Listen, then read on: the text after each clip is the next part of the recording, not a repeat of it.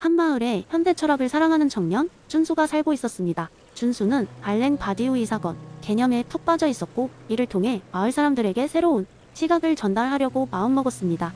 그는 항상 똑같이 반복되는 일상 속에서 사람들이 사건을 경험함으로써 얻을 수 있는 진리와 변화의 중요성을 깨닫길 원했습니다. 준수는 어느 날 마을 광장에서 연설을 하기로 결심했습니다. 그는 사람들이 지나치던 평범한 날들 속에서 어떤 예상치 못한 순간이 그들의 삶을 송두리째 변화시킬 수 있음을 보여주고 싶었습니다. 그의 열띤 준비 끝에 드디어 그날이 다가왔습니다.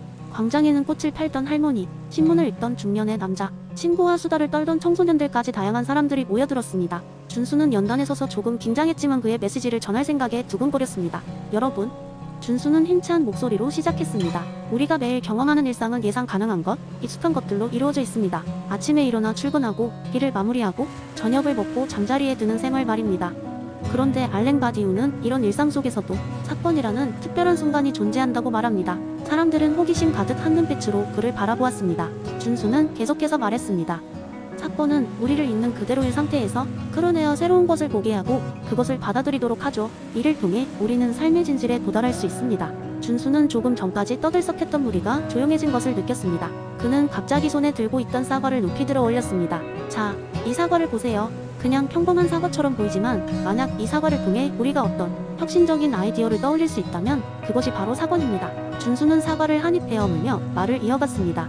우리가 무심코 지나치는 순간들도 그런 사건이 될 수 있습니다. 중요한 것은 우리가 그 사건을 어떻게 인식하고 그로부터 어떤 진리를 끌어내는가 하는 거예요. 마치 르네상스 시기의 예술가들이 새로운 미의 기준을 찾아내고 그것을 실천한 것처럼 여러분도 각자의 삶 속에서 사건을 맞이하고 그 속에서 진리를 찾아내야 합니다. 그것은 우리의 삶을 혁신적으로 변화시킬 수 있는 잠재력을 가지고 있습니다. 준수의 이야기는 사람들에게 신선한 충격과 깨달음을 주었습니다. 청중들은 각자의 일상 속에서 작은 사건들을 찾아보려는 마음가짐을 얻었습니다. 그날 이후 꽃을 팔던 할머니는 꽃꽂이에 새로운 미적 시도를 더해보았고, 신문을 읽던 남자는 지역 신문에 새로운 칼럼을 기고하기 시작했습니다. 친구들과 수다를 떨던 청소년들은 자신들만의 프로젝트를 만들어 지역 사회의 문제를 해결하려고 노력하기 시작했습니다. 준수는 그들의 변화를 보며 미소 지었습니다. 바디우이 사건 개념이 실제로 마을 사람들의 삶의 작은 혁신을 불러일으킨 것이었습니다. 이는 준수 자신에게도 커다란 사건이었습니다.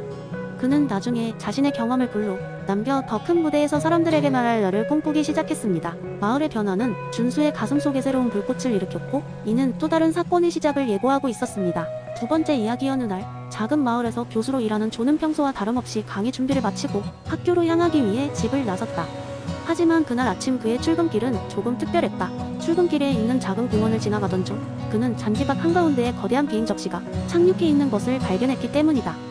조는 다가가서 자세히 살펴보았다. 비행 접시는 매끄럽고 은빛으로 반짝였으며 심지어 낮은 전자음이 귀에 진동처럼 울렸다. 이 놀라운 장면 앞에서 다양한 추론이 머릿속을 스쳐갔다. 혹시 외계인이 진짜로 방문한 걸까? 아니면 어떤 영화의 세트일까? 아니면 장난인가? 조는 길버트 하먼의 설명적 추론 방식을 적용해보았다. 우선 외계인 이론을 고려했다. 외계인들이 나를 만나러 이 작은 마을에 올 이유가 있을까? 아마도 아닐 것이다.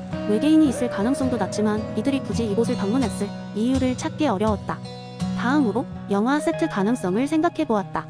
이곳에서 영화를 촬영한다는 소식을 들어본 적은 없는데, 게다가 이곳에는 그럴 만한 규모나 이유도 없었다.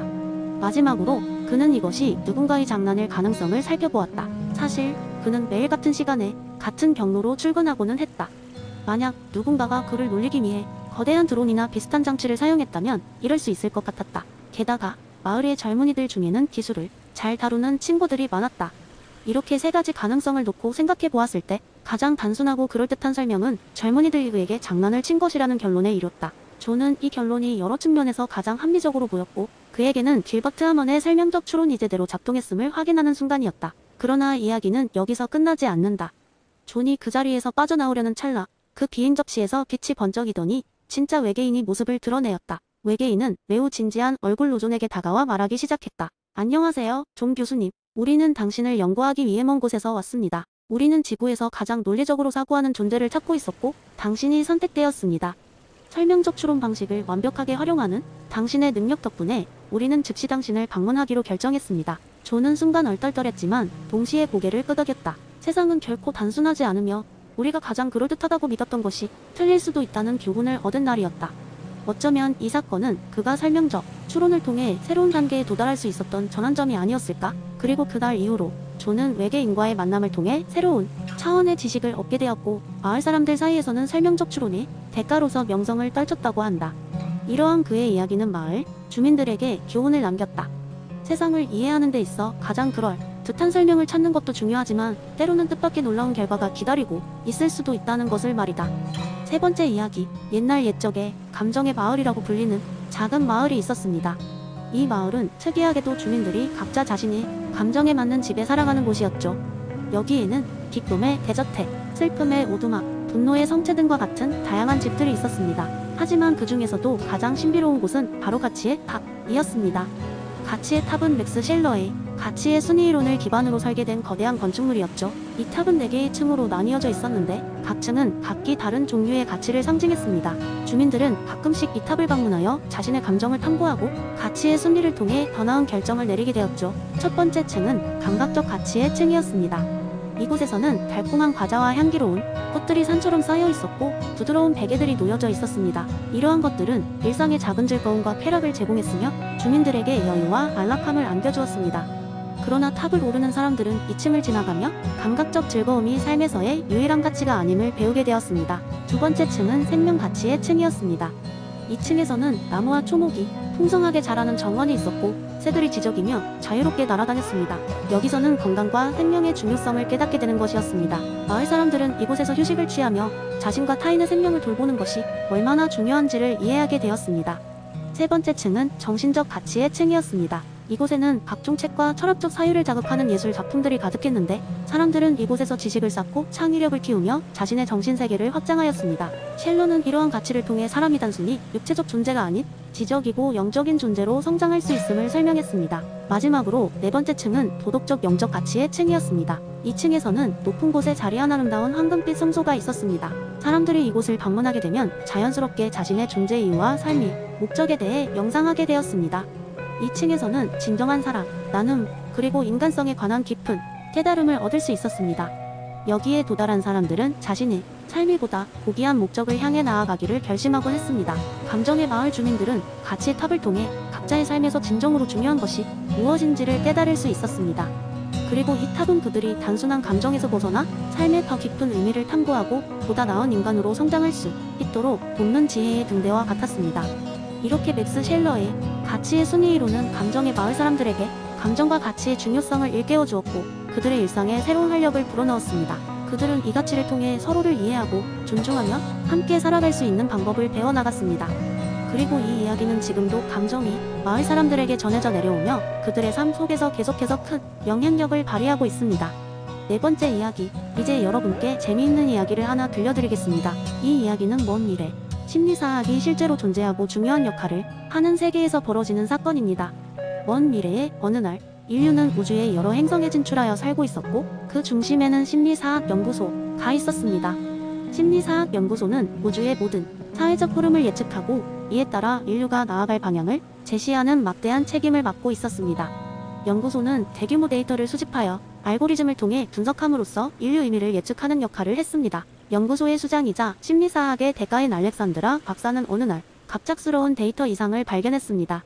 그녀의 모델이 정확하게 맞아떨어지던 예측이 다소 흔들리고 있었던 것입니다. 알렉산드라 박사는 즉시 연구팀을 소집하여 원인을 조사하기 시작했습니다. 몇 날 며칠을 고민한 끝에 그녀는 데이터를 흐트러뜨리는 작은 요인을 찾아냈습니다. 그것은 다름 아닌 행운의 균열이었습니다. 행운의 균열. 은 연구팀도 처음 듣는 개념이었지만 알렉산드라 박사는 이내 설명했습니다. 그녀는 이렇게 말했습니다. 우리가 집중하고 있는 대규모 집단, 행동의 예측은 개인의 행동까지 모두 포괄할 수 없습니다. 그러나 간혹 한 개인의 행동이 큰 물결을 일으키며 전체 사회에 영향을 미칠 때가 있습니다.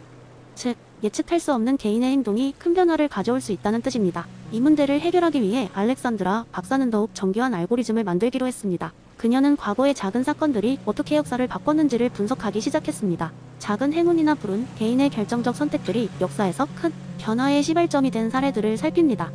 그 연구의 일환으로 알렉산드라 박사는 여러 예시를 들었습니다. 최초로 불을 발견한 인류, 농업을 시작한 초기 농부들, 세계 최초로 하늘을 난 라이트, 형제 등이 그 예입니다.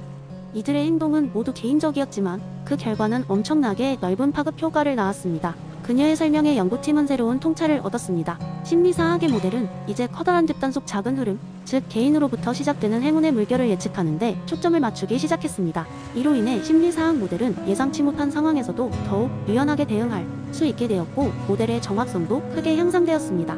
그리고 마침내 알렉산드라 박사가 이끄는 심리사학 연구소는 인류가 나아갈 최적의 방향을 제시하기에 이뤘습니다.